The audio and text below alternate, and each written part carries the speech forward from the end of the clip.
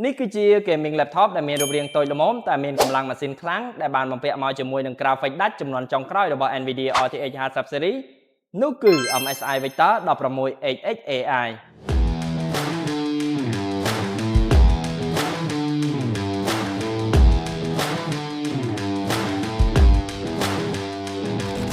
MSI Vector 16XX AI បាន design ឡើងជាមួយនឹងរូបរាងមិនតូចពេកមិនធំពេកដែលធ្វើឲ្យយើងងាយស្រួលយកតាមខ្លួនជាមួយនឹងភាពរឹងមាំធន់ប្រព័ន្ធបញ្ចេញកម្ដៅបានល្អជាមួយនឹងបច្ចេកវិទ្យា Cooler Bluefire keyboard ធំទូលាយជាមួយនឹងភ្លើង RGB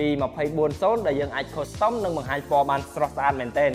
Laptop មួយគ្រឿងនេះបានបំពាក់មកជាមួយនឹង CPU Intel Core Ultra 7 255HX VGA ដាច់ NVIDIA RTX 50 Ti ដែលមាន VRAM 12GB GDDR7 RAM 16GB DDR5 Storage 512GB M2 PCIe Gen 4 សម្រាប់អេក្រង់របស់វាវិញបានបំពាក់មកជាមួយនឹងអេក្រង់ដែលមានទំហំ 16 inch Resolution 2.5K ដែលមាន refresh rate 240Hz ជាប្រភេទ IPS panel ដែលបង្ហាញរូបភាពវីដេអូបានច្បាស់ល្អមែនទែន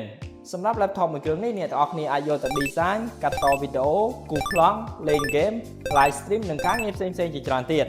សម្រាប់ចំណុចពិសេសដែលខ្ញុំគិតថាអ្នកទាំងអស់គ្នាមិនគួររំលងជាមួយនឹង MSI Vector 16មួយនេះជា gaming laptop RTX 50 Series ដែលមានតម្លៃក្រោម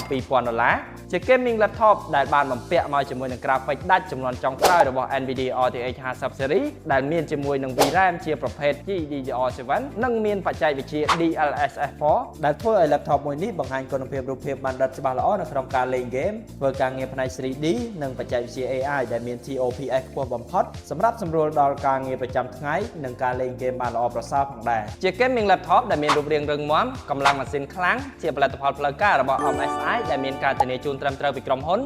និងកំពុងតែមានការ promotion បញ្ចុះតម្លៃពិសេសសម្រាប់ MSI Vector 16នេះដែរគឺយើងមិនមែនមានតែមួយ model នេះទេគឺយើងមានជាមួយនឹង model មួយទៀតដែលមកជាមួយនឹង CPU Core Ultra 9 RTX 58 16G បើសិនជាអ្នកទាំងអស់គ្នាកំពុងតែមានចំណាប់អារម្មណ៍អ្នកទាំងអស់គ្នាកុំភ្លេចអញ្ជើញមកកាន់ Top Tech Computer ដែលមានទីតាំងស្ថិតនៅបណ្ដោយផ្លូវកម្ពុជាក្រោមចន្លោះ Stop DN និង Stop Nanjing ឬក៏អ្នកទាំងអស់គ្នាអាចទំនាក់ទំនងមកកាន់យើងខ្ញុំតាមរយៈលេខទូរស័ព្ទ Facebook Page និង Telegram ដែលមាននៅលើ description នឹងស្រាប់សូមអរគុណនិងសូមជម្រាបលា